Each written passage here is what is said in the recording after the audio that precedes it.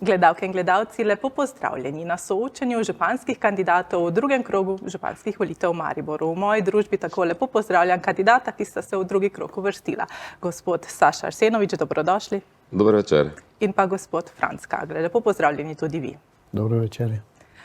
Danes bomo besedo dali predvsem pri vprašanjih tudi svetnikom, ki so se v mestni svet uvrstili, oziroma predstavnikom svetniških skupin, list, strank, zato ker vidva sta eden izmed vaju je tisti, ki bo 4 nadaljna leta z njimi tudi sodeloval, tako da prepričana sem, da bosta rada odgovorila na njihova vprašanja, upam, da vsebinska, seveda pa bomo obdelali še tudi nekaj drugih tem, čeprav smo v tem času predvolilnem le-teh kar nekaj tudi obdelali. Zanima me, glede na videno in slišano včeraj, sta porabila še svoje zadnje adute, če lahko tako temu rečemo. Gospod Arsenovič, pozno popoldne je prišlo sporočilo iz Gibanja Svoboda, da vas v drugem krogu podpirajo. Če mogoče citiram njihovo izjavo oziroma del te, ugotovili smo, da so naše programske točke pogledi na razvoj mestne občine in projekte, ki jih Maribor potrebuje, podobni z gospodom Arsenovičem. Prav tako ocenjujemo, da bomo lahko v Gibanju Svoboda skupaj s Sašo Arsenovičem uspešno in učinkovito upravljali mestno občino Maribor, soodločali v razvoju tako mestne občine kot širše regije ter poskrbeli za projekte in rešitve v dobro občank in občanov. Gospod Arsenovič, zanima me, s čim ste jih prepričali, tudi gospoda Flisa, konec koncev. Verjetno z dosedanjim delom, z odličnimi sodelavci in z jasno vizijo, ki je usmerjena naprej, razvojno. Maribor je drugo največje univerzitetno mesto in vsekakor pomemben svetilnik, ki mora delovati širše v regiji, tako zaradi Pohorja, Štajerske, kot tudi ima vpliv na Prekmurje in Koroško, se pravi pred nami so veliki izzivi in jaz verjamem, da jih bomo skupaj z vsemi mestnimi svetniki in z državno upravo tudi uresničili. Hvala lepa. Gospod Kangler, vi pa kot kaže računate na mlade. Predlagam, da si pogledamo en video.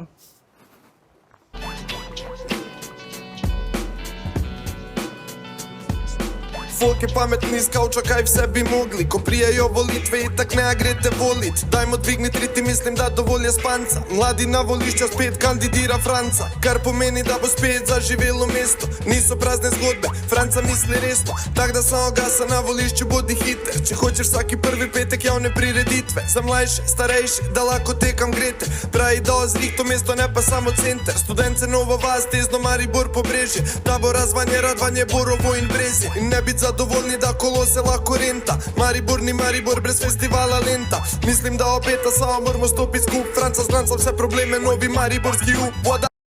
Gospod Kangler, podpora mladih. S čim ste jih prepričali oziroma zanima me, ali je podpora mladih več vredna kot pa podpora Gibanja Svoboda? Kar se tiče podpore Gibanja Svobode, je potrebno nekaj dodati. Če smem eno kratko repliko, verjetno gre za podporo iz Ljubljane, ne za podporo iz Maribora. Kolikor je meni znano, so nekateri zelo slabe volje v Mariboru zaradi podpore v Ljubljani. Jaz sem prepričan, da bo Svoboda podpirala te projekte, ki jih imamo v mestu in v tej regiji, da je to res.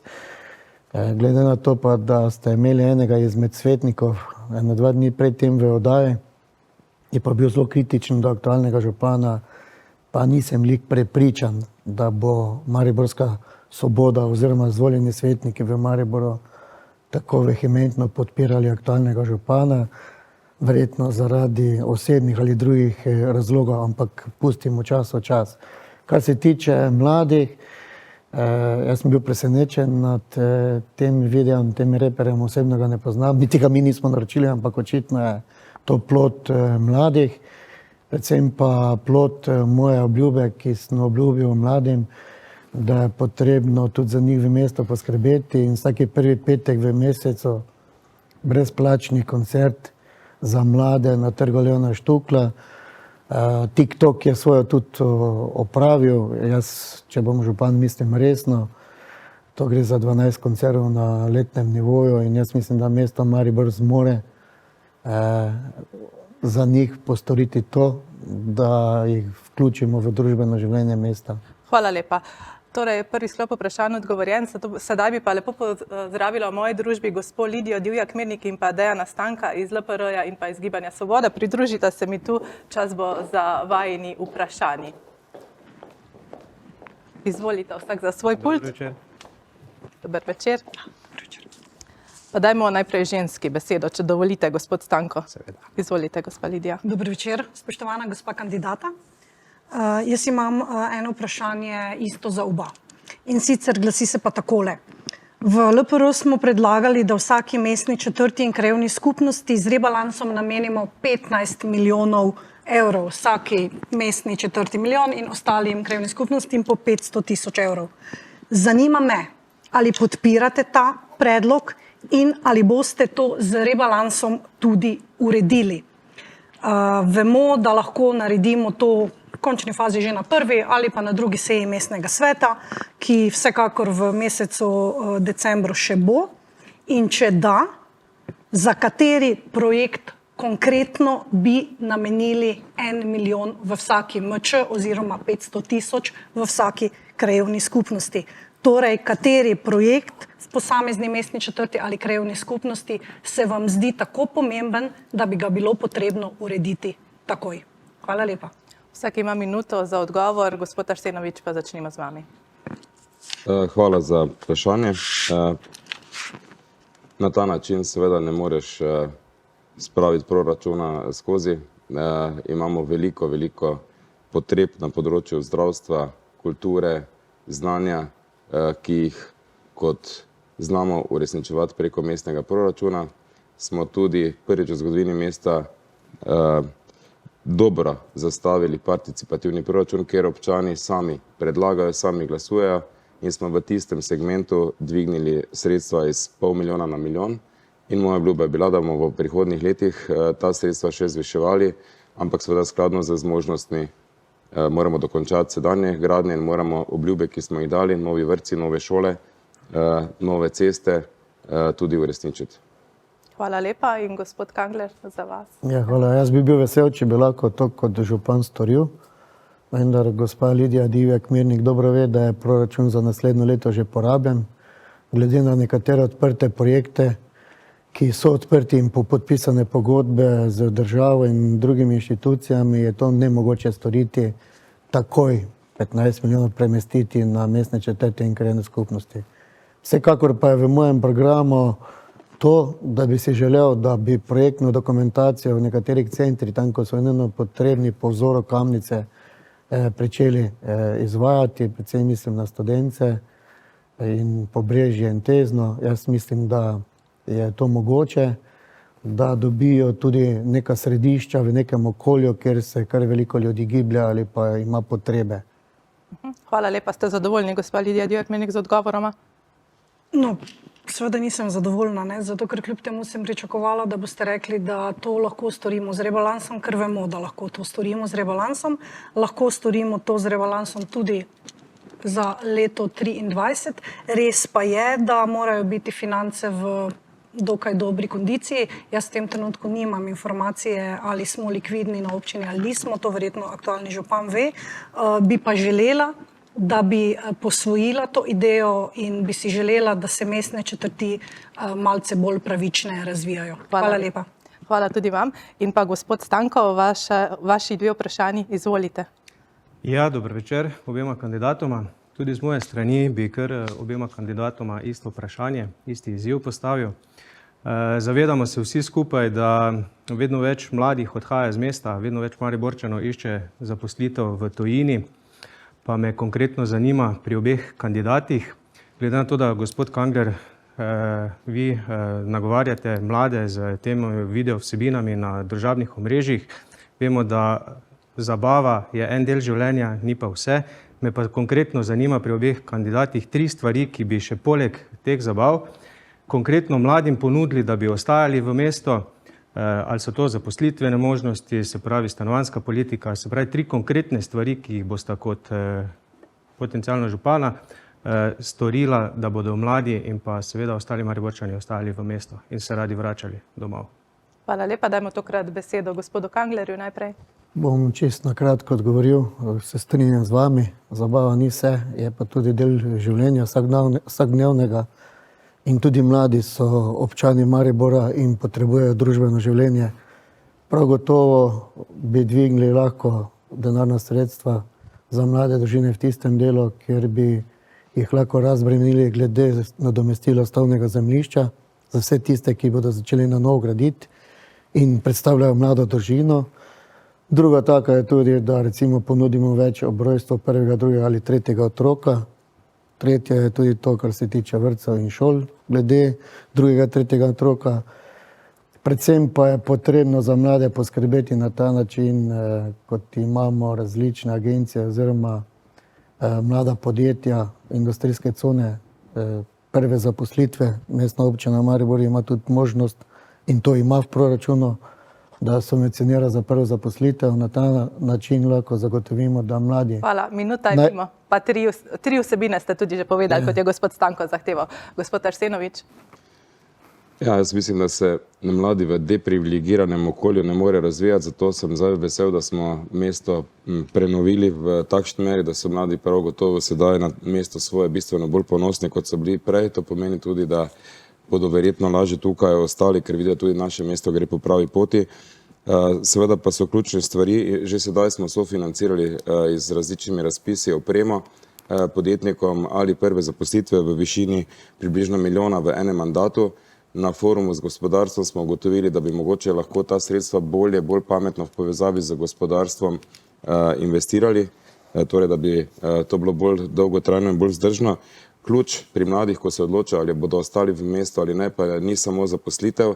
Imamo najnižjo stopnjo brezposelnosti na srečo trenutno, ampak ko se odločajo, seveda jih zanima, kam bodo šli njihovi otroci v vrtce in šole, zato je v našem programu zaveza, da bomo gradili nove vrtce, šole in seveda tudi javna, najemniška, dostopna stanovanja. Zato smo tudi že v prejšnjem mandatu kupili 4 zemljišča, da bomo lahko stanovanjsko politiko aktivno kontrolirali. Hvala lepa, zadovoljni gospod Stanko. Hvala. Hvala tudi vama, da ste se odzvala. Lahko zasedete nazaj svoje mesta.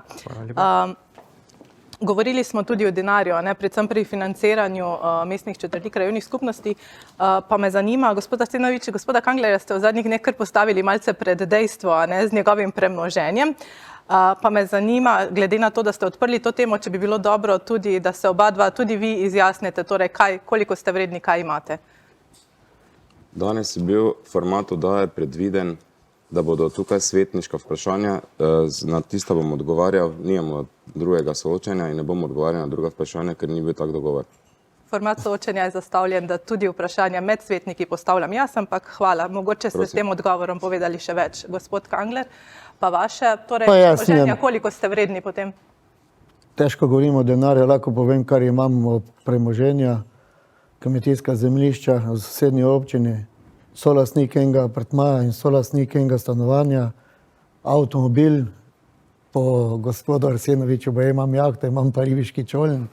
To je Pop TV preveril in tudi potrdil moje navedbe, koliko je ta ribiški čoln vreden, tako da imam to, kar imam pošteno in na pošten način pridobljeno. Hvala lepa. Če nadaljujemo s svetniki, gospod Siringer mi je pisno poslal vprašanje, nikakor se ni uspelo uskladiti, da bo tukaj ali pa da ga pa preko Zooma povabimo v našo družbo, tako da bom vprašanje kar prebrala. Pravzaprav vemo, da prihaja iz gasilskih vrst, tako da bo v tem smislu tudi njegovo vprašanje.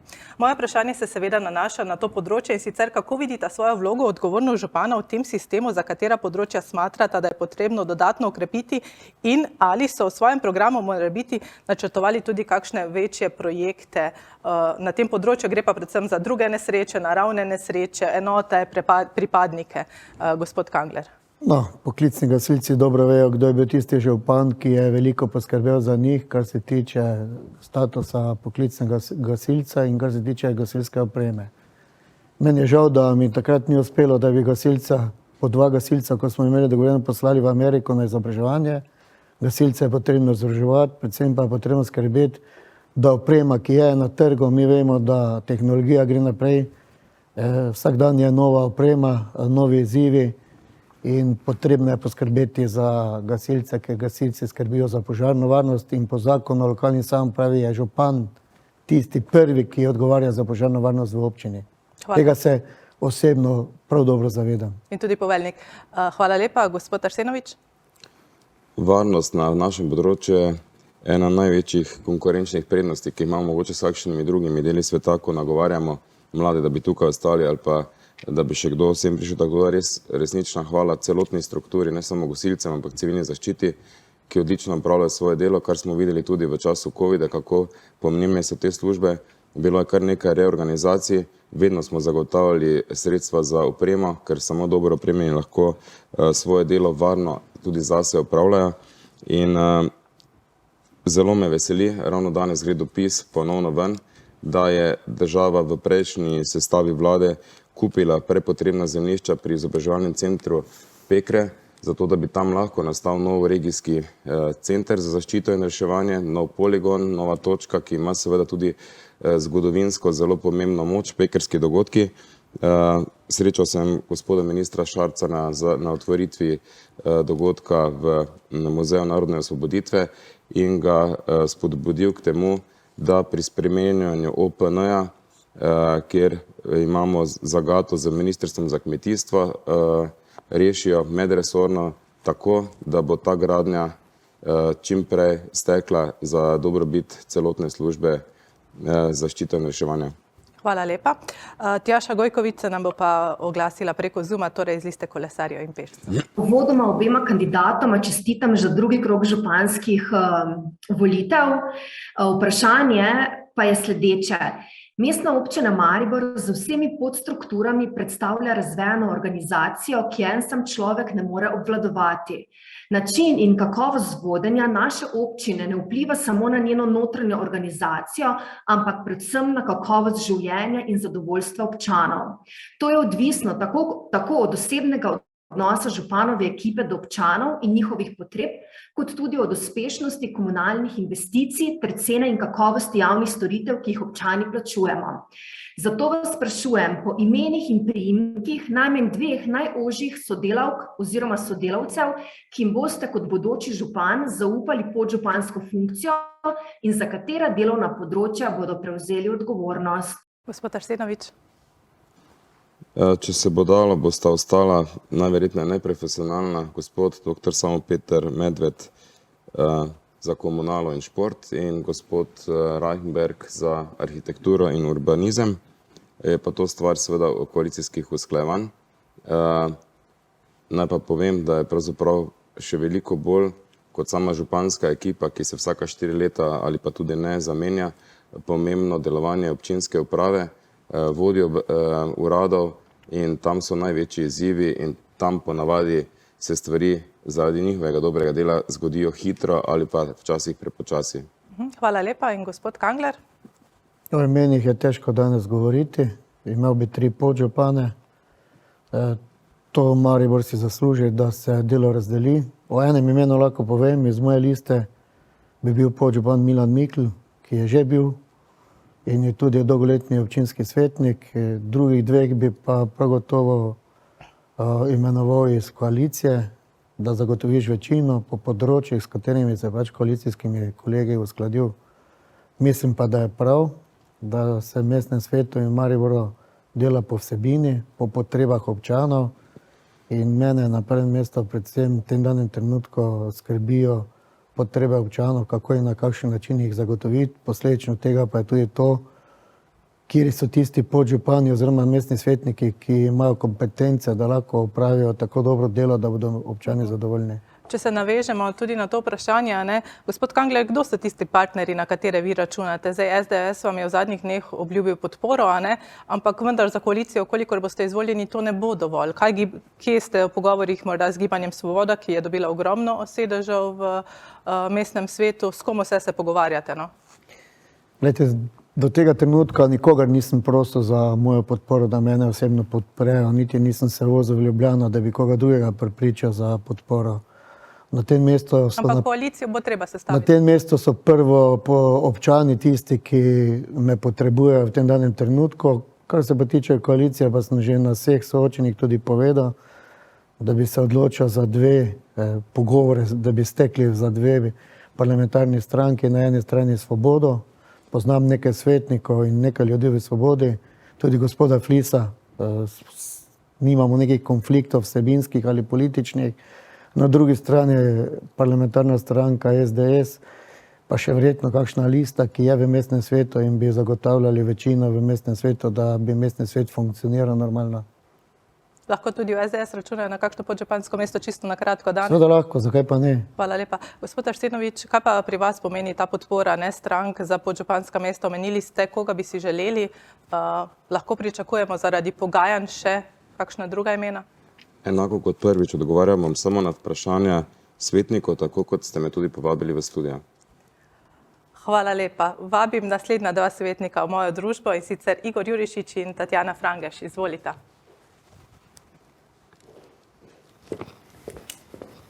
Bomo tudi tokrat, gospod Jurišič, dali prednost ženski, če dovolite.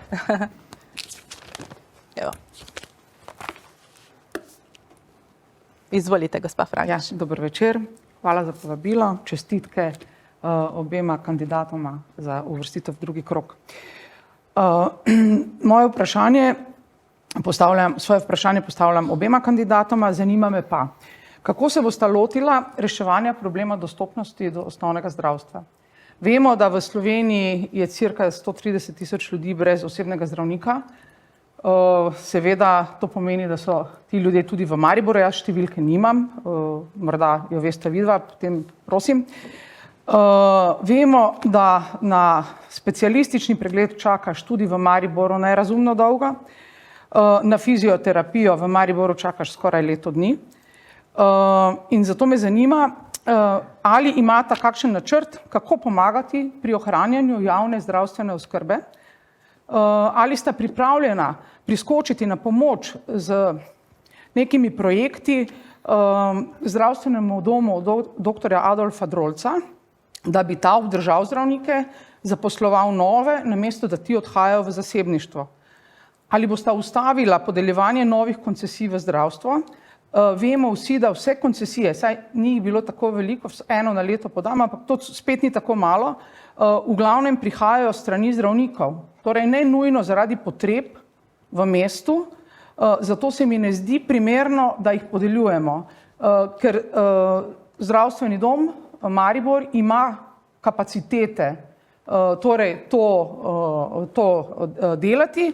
Problem, koliko razumem, je v tem, da zdravniki želijo odhajati. Torej moje vprašanje je, ali bo občina aktivno pristopila k reševanju te problematike, da bo zdravstvo ostalo v javnem, da ljudje ne bodo rabili hoditi k zasebnikom in kako boste to uredila. Hvala. Za oba enako, torej vprašanje. Gospod Arsenovič, beseda najprej vam. Mi to že seveda delamo, gradi se zdravstvena postaja Magdalena. V letu 2023, če bomo uspešni na razpisu za primarno zdravstvo iz strani države, tako kot smo imeli na Magdaleni, bomo gradili še 3-krat večjo zdravstveno postajo Tezno. Vse je pripravljeno, projekti so pripravljeni. Tako da bomo v javnem zdravstvu omogočili boljše pogoje dela in verjamem, da bodo tudi potem zdravniki v javnem zdravstvu raje ostali. Izjemno dobro sodelujemo z zdravstvenim domom tudi sedaj dnevno v operativi. Kupili smo tisto hišo, iz katere so jih ven metali na Tezno, občina, in najemajo od JMSS-a Dvoržakova, torej čaka, je v bistvu stanovanjska gradnja za mlade čaka, da se zgradi zdravstvena postaja Magdalena in zato, da zagotavljamo to oskrbo v sedanji Dvoržakovi. In za mene pa v resnici ni razlike, če slovenski tukaj šolan zdravnik dobi koncesijo in ki jo torej iz javne blagajne, je za mene vseeno, če pridem k gospodu Dovniku, ki je odličen pediater, ali pa gospej Završnik, ki je odlična ginekologinja in to storitev pokrije v primeru Renate Završnik, ne pri meni, javna blagajna. Hvala lepa. In gospod Kangler? Ja, seveda je potrebno poznati financiranje primarne zdravstvene mreže in sekundarne, kot gospa svetnica pravi. Kar se tiče primarne, mestna občina Maribor je iz mojih časov in vseh tistih še za mano vedno skrbela, da so nekatere investicije tekle, vendar investicije ne rešujejo problematike zdravstva, zakaj zdravniki odhajajo, verjetno so nezadovoljni. Meni je popolnoma vseeno, ali občano, ali je to zdravnik zasebnik, ali je v javni mreži ali zasebni mreži. Občani želijo, da imajo svojega zdravnika, zdravnik popolnoma enako zdravi in za njega poskrbi, ali je pri zasebniku ali je v javnem zavodu. Kar se tiče drugega vprašanja, čakalne dobe, pa upam, da bo vaš kolega iz stranke Luka Mesec to rešil, ker je to nepošteno do slovenskih zdravnikov, da če imam jasno potnico za specialista, kirurga ali kjerega drugega in grem v Avstrijo, mu plačajo. Če pa imam kirurga ali pa specialista, pa grem zasebnikov, pa zasebnikov ne priznajo te napotnice in mu tu ne plačajo. In to je tisto, kar so čakalne vrste v Sloveniji podaljšene. Ko bo zavarovalnica priznala tudi zasebnikov, če je opravil specialistični pregled in mu takoj plačala, tako kot mi Slovenci priznamo, če grem v Avstrijo, pa Avstrijca takoj plačajo. V čem je pa razlika med avstrijskim zdravnikom pa slovenskim? Nobene. Samo v sistemu je problem. Hvala lepa. Ja, na hitro, gospod Arsenovič. Ja, se pravi, moč občine je svoje prostorsko načrtovanje in umeščanje v prostor in tu smo naredili velike korake z Ministrstvom za zdravje, z UKC-jem in z medicinsko fakulteto, da bi omogočili širitev programov v samem UKC-ju in da bi omogočili nove programe na medicinski fakulteti, stomatologijo in farmacijo. In jaz upam, da bo država, ker to je njena naloga, na obeh teh področjih, MIZŠ in Ministrstvo za zdravje, da bodo naredili prepotrebne korake, da bomo tudi v našem okolju lahko šolali kadre, ki jih potrebujemo, tako na področju zdravnikov kot medicinskih sester. In da ti kadri potem tu ostanejo, želimo, neverjetno. Seveda. Gospod, ste zadovoljni, gospa Frangež, najprej? Ne posebej, oba kandidata oziroma noben od kandidatov očitno nima problemov, velikih problemov z skrito privatizacijo zdravstva, kar me žalosti. Predvsem gospod Kangler nima problemov s tem, ampak tudi gospod, torej, razumem, javna mreža, seveda, to je drugače kot čisti zasebnik, ampak jaz bi si želela, da bi z nekimi spodbudami pomagali zdravstvenemu domu Maribor, da bi ohranili torej zdravnike pri sebi, ne samo, seveda, zdravstvene postaje so en predpogoj. A se vam ne zdi, da smo imeli enako mnenje? Čisto ne. Vi ste bolj podprli bolj spadam na drugo postran politično. Bolj ste podprli zasebne zdravnike, bolj zasebno zdravstvo. Hvala lepa. Gospod Jurišič, vaše vprašanje. Ja, bom jaz prebil let in ne bom šel z istim vprašanjem na oba kandidata, ker v končni fazi gospod Arsenovič je bil zdaj 4 leta župan in mislim, da je bilo neprimerno gospodu Kanglerju to isto vprašanje postavljati. Vprašanje pa glasi, bom naredil najprej kratek uvod, namreč, ko se je zgradila hitra cesta, se je na pobudo takratne tovarne Vesna naredila cesta, ki gre mimo njihovega obrata in so jo skupaj uporabljali tako občani kot industrija. Potem je občina pred mandatom, mislim, da obeh, to cesto skupaj z zemljiščem prodala podjetju Vesna in vpisala služnost. Danes je to cesto z zemljiščem vred iz stečajne mase odkupilo drugo podjetje, mislim, da se imenuje Kompas Shop d.o.o. in ker je bilo to kupljeno seveda iz stečajne mase, služnosti več na tej cesti ni. Tam je nastala zapornica, tako lahko tovornjaki normalno vstopajo na to zemljišče in tudi potem izstopijo na isto cesto, ki jo uporabljajo občanke in občani, medtem ko pa občanke in občani ne morejo koristiti več te ceste in so zdaj v zapostavljenem položaju. To je bila ena mojih zadnjih bitk in me zanima konkretno, kakšen je vaš pogled, gospod Arsenovič, na to tematiko in kaj boste naredili za občane in predvsem kdaj? Zaenkrat je tista rampa dvignjena, ne? Drži. Kar me zelo veseli. Verjamem, da bomo prišli do dogovora, ki bo dober za podjetje in za meščane, vekolikor ne, pa imamo plan B, ki bo pač omogočil stanovalcem, da bodo dostopali do svojih domov. Torej, da se potem zapre in da bo ločeno za industrijo in ločeno za prebivalce. Je to, kar želijo občani, boste tudi naredili? To bom naredil, če bi pa mi bilo ljubše, da je bilo tako kot je danes. Absolutno. In upam, da bomo prišli do tega dogovora. Če ne, bomo pač morali uporabiti meni neljuba sredstva, ampak zaenkrat verjamem, da je v pogovoru še dovolj prostora in dogovorov. Hvala lepa. Gospod Kangler, videli smo, da preko glasbenikov določene skupine sicer nagovarjajo, hkrati vas pa podpira stranka SDS.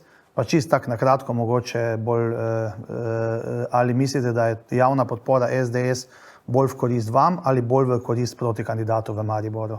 No, meni je vseeno, komu je v korist, tudi SDS ima svoje voljivce in svoje občane v Mariboru.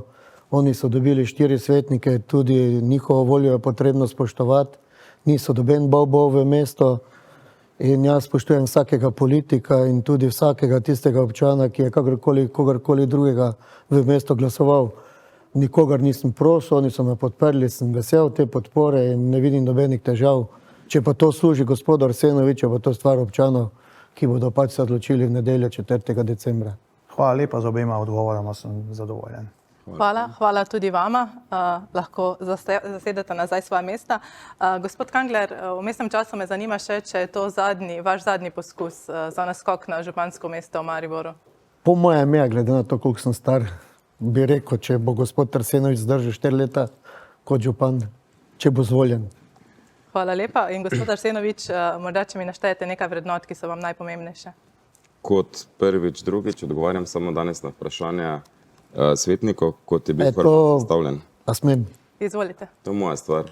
Je to pošteno do mene, niti nisem vedel, da me bodo danes svetniki spraševali, pa odgovarjam na vaše vprašanje in na vprašanje vseh svetnikov. Oba sta bila obveščena, da bodo svetniki zastavljali in seveda jaz med tem časom, ko čakamo nove svetnike. A na vaše vprašanje pa eni smem odgovarjati, drugi pa ne? Vesela sem, da mi odgovarjate. Seveda, se nimam kaj skrivati. Vabim v mojo družbo še gospoda Luketiča iz NSI in pa gospoda Mikla iz Kanglerjeve liste. Naj povem med tem časom, da smo povabili tudi seveda SDS in pa SD, ki pa nekako niso našli časa danes, tako da so ostali tukaj. Dajmo najprej prednostno besedo gospodu Luketiču, da boste vi iz stranke Kanglerja zadnji in gospod Bratina bo seveda tudi na Zoomu iz Arsenovičeve liste. Izvolite, gospod Luketič. Ja, lepo pozdravljena kandidata v drugem krogu. Nova Slovenija, prvo vprašanje je za gospoda Arsenoviča. Nova Slovenija ima v programu medgeneracijsko solidarnost. Posebej si želimo, da bi Maribor postal starejši in prijazno mesto. Zanima nas, kaj boste storili za dnevne centre, zlasti za ljudi z demenco in kdaj bo prvi zgrajen. Torej, imamo sprejeto strategijo, veliko ukrepov smo naredili za starejše in ne bom jih zdaj našteval, ker smo zdaj že vse to slišali, zato tudi ne odgovarjam vprašanja, ker so enaka kot zdaj že en mesec.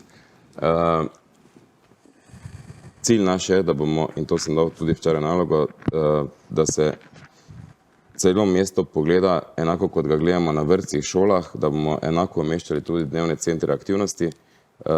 Sedaj bo zaživel novi na Studencih, temu na Taboru smo zelo pomagali, predviden je tudi v novogradnji Republiškega stanovanjskega sklada na Pobrežju in tako moramo pokriti celotno mesto, da bodo tudi starejši lahko tistih zadnjih 40 let se fajn imeli.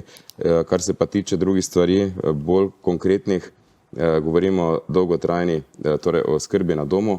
Vemo, da je izjemno težko umeščati prostor, graditi in upravljati, pa še potem človeka pravzaprav ponavadi nerad gre iz svojega stanovanja v dom. Zato bomo po zgledu uspešnega projekta sofinanciranja fasad zagnali drugo leto projekt sofinanciranja dvigal v večstanovanjskih hišah. Tudi o tem govorim tako na evropski ravni kot na državni, da bi tudi iz teh državnih in evropskih sredstev ta projekt bil sofinanciran. Potem bi lahko hitreje in več dvigal naredili, ker samo mestna občina bo v tem projektu premalo. Gre pa za to, da bi starejši lahko z dvigalom, pa tudi tisti, ki zagotavlja pomoč na domu, prišli lažje do 3., 4. nadstropjih, kjer danes živijo in se jim ni treba seliti v pritličja, ker je premalo stanovanj, ali pa se seliti v domove. In ta strošek je približno na enoto v domu je med 80 in 100 tisoč. Če pa z enim dvigalom, ki stane 200 tisoč, rešimo 10 stanovanj, je ta strošek 5-krat manj in bistveno hitrejši smo in ni problema upravljanja in dvignemo vrednost nepremičnin in pomagamo mladim, ko imajo otroke, da lažje z vozički pride v višja nadstropja. Hvala lepa. Zadovoljni zaenkrat? Ja, hvala lepa. Gospodu Kanglerju še? Ja, vprašanje za vas, gospod Kangler. Ob vlaganju liste kandidatov Nove Slovenije za lokalne volitve sem dal izjavo, da se zavzemamo, da se bodo enakomerno razvijali vsi deli občine, mestne četrti in krajevne skupnosti in da se bo razvojni zaostanek, ki je v nekaterih krajevnih skupnostih čim bolj in v čim krajšem času zmanjšal. Vprašanje za vas glasi, kaj boste v 4 letih v posamezni mestni četrti in krajevni skupnosti naredili, izgradili, vložili? Veste kaj, spoštovani svetnik, sem bil presenečen nad vašo izjavo, ko ste vlagali listo Nove Slovenije. Pa veste zakaj? zato ker ste bili 4 leta sedaj v koaliciji z gospodom Arsenovičem. Vaš predsednik, ki je bil tudi mestni svetnik, ki je bil član koalicije in bi lahko Nova Slovenija že v tem mandatu marsikaj na tem področju tudi postorila. Ko ste pa bil vi z mano v koaliciji, pa se dobro spomnite, da to, kar smo obljubili, smo tudi storili. In popolnoma enako povem, kot sem že prej povedal, ker je bilo slično vprašanje gospe Lidije Divjak-Mirnik. Lep primer je Kamnica, center Kamnica, kjer smo uredili kulturni dom in v ta dom umestili nekatere službe javnega pomena, kot je patronaža, knjižnica, zobozdravstvo in tudi poskrbeli za družbeno dogajanje. Da je potrebno poskrbeti za mestne četrti in krajevne skupnosti, smo vsi kandidati, ki smo bili v prvem krogu, po domače povedano, čivkali. To pomeni, da to je potreba. Zdaj pa koliko bo dediščina gospoda Arsenoviča in proračuna, ki je za leto 2024 že skoraj v celoti razporejen, dopuščala, bom zelo vesel, da bomo lahko tista sredstva, ki so preusmerili na mestne četrti in krajevne skupnosti. Mene je zelo bolelo, da so v tem mandatu ukinili, vsaj po mojih informacijah, režijski obrat.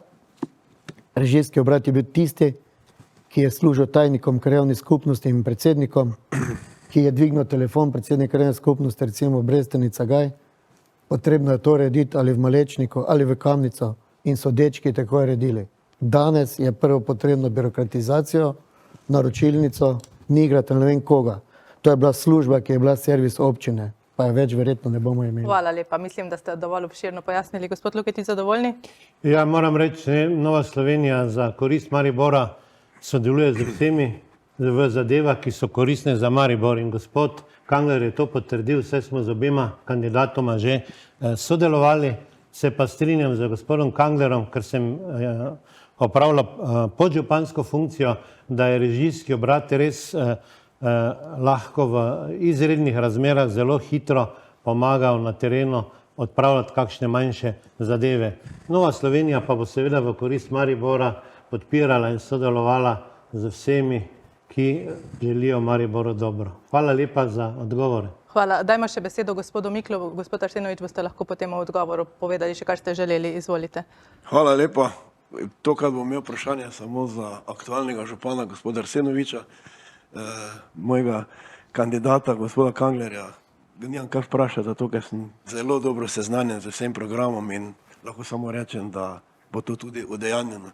Gospod Arsenovič, v tem mandatu, 4 letih, ko ste bili župan, smo mi kot Nova ljudska stranka, lista Franca Kanglerja, bili z 10 svetniki. Jaz sem bil vodja teh svetnikov. Ali ste bili zadovoljni z našim delom? Ali bi kakorkoli spremenili vaše mnenje oziroma vaš začetek, ko nas niste povabili niti na razgovor? Zakaj to sprašujem? Zaradi tega, ker sedaj, ko opazujemo vsi skupaj in spremljamo soočenja, seveda veliko govorite o dialogu in o spoštovanju drug do drugega. In vkolikor, vi veste, koliko volivcev je bilo za nami, glede na to, da smo imeli 10 svetnikov, nismo pa imeli te možnosti, da bi bili povabljeni z vaše strani k vam in bi seveda lahko skupaj kaj naredili. Ko je razpadala koalicija, smo vedno držali besedo in marsikateri projekt, ki je bil dober za Maribor, ne za vas, za Maribor kot takšne, ne glede na to, kaj je bilo v preteklosti in kako ste nas pač ignorirali dobesedno, pristopili, naredili, pomagali in smo veseli na to. Zanima me, kako razmišljate v prihodnje glede teh mojih navedb in ali bi, če bi imeli možnost, to napako, ki ste naredili na začetku mandata, popravili. Izvolite. Hvala za vprašanje. Torej, na osebni ravni smo se vsi dobro razumeli in tudi normalno vedno pogovarjali. Tudi na sejah mestnega sveta ste bili konstruktiven partner, brez velikega populizma, za kar se vam zahvaljujem. Tudi niste tratili prepotrebnega časa kot mnogi drugi. In smo se na mnogih projektnih zadevah mi pravzaprav razumeli, predvsem tistih, ki so bile usmerjene v gospodarski razvoj tega mesta in se vam za to tudi zahvaljujem. Je pa tako, da seveda v demokraciji ponavadi skleneš koalicijo in z tistimi delaš bolj, ker si programsko še bolj usklajen in imaš lažje dosegljive, hitrejše cilje. V prihodnjem mandatu, vkolikor bom izvoljen, pa sem se odločil, da bom ravno zaradi tega, da ne bi bilo teh očitkov in to bilo bolj transparentno, čeprav mi smo se zadaj vedno pogovarjali, ne, to morate tudi vi priznati, gospod Mikl, da bomo imeli koordinacije vseh svetniških skupin pred sejami mestnega sveta in se bomo o stvareh pogovorili tudi pred sejo skupaj, pravzaprav za dobrobit učinkovitosti na sami seji. Hvala lepa, zadovoljni. Samo da gospod Mikl pove, če je zadovoljni. Kakšne replike najprej, to ste pozabili Vse tokrat. bosta, oba dva bosta še dobila besedo. Res je, ampak kdaj smo bili povabljeni na koordinacijo takrat, ko je koalicija dobesedno razpadla? Ne, to ni res. Bili ste tudi pripravljeni, ko so bili. Veste, da vem, pa veste, da ne zavajanje, ne govorim na pamet, ampak to je mogoče zadnjo leto pa pol, kjer smo bili vsi skupaj povabljeni na koordinacijo, prej pa tega ni bilo. Ko so bile ključne zadeve, ali holding, ali financiranje povišane cene nepotrebne plina v višini 700 tisoč evrov in tako naprej. Takrat smo vedno, ko so bile ključne, ali pa ko smo se pogovarjali o COVID-u, kako gremo, takrat sem vas vedno skliceval vse pri ključnih projektih. Hvala lepa. Zdaj pa še replika, ki ste prej želeli, prosim na kratko. Glede proračuna 2003 je gospod Kangler omenjal dediščino mojega mandata. To je ena lepo izhodišče, ker je to največji razvoj Maribora po osamosvojitvi. In seveda je proračun zelo obremenjen za to, ker bomo z tem, da smo zagotovili izvajanje projektov in zagotovili svoj delež denarja, kar marsikdaj kdo ni naredil, bomo dobili 66 milijonov nepovratnih sredstev, tako iz strani države na centru Rotovž na zdravstveni postaji Magdalena, kot tudi za obnovo dvorane Tabor, kot na vseh evropskih projektih, torej aglomeracije, prenova mestnega jedra, Brv in tako naprej, kulturna četrt Minoriti, tako da sem izjemno ponosen na to, bo pa treba seveda zdaj, glede na podfinanciranost občine, reševati to za državo, da bomo, ko pridemo do novih projektov v novi koheziji, da bomo lahko zagotavljali lastni delež, ki pa ni predviden v letu 2023. Hvala lepa, še gospod Kangler, na hitro replika. Še režijski obrat. Režijski obrat seveda ostaja.